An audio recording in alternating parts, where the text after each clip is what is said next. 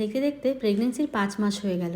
5 মাসে নাকি পুজো দেওয়া যায় না, তাই আমার ছেলেকে দিয়েই বর্তমানে পুজো দেওয়াচ্ছি। স্নান করে ঠাকুর প্রণাম করে আজ যাবো এক বান্ধবীর বাড়িতে। সে আমার একদম ছোট্টবেলার বান্ধবী। আজ অনেক বছর হলো ওকে দেখি না বা দেখাও হয় না, তাই ভাবলাম এতটা পাশে যখন ও এসেছে চলো দেখা করে আসি। আমার কুর্তিগুলো তোমাদের অনেক পছন্দ হয়, তাই যদি এই কুর্তিটারও লিঙ্ক চাও অবশ্যই বলো, আমি দিয়ে দেবো। দেখো শীত যেহেতু পড়েছে, হালকা একটা চাদর নিয়ে নিয়েছি, আর নিজের বেবি বামটাকে ঢাকার জন্য এখানে চাদর নিয়ে নিয়েছি।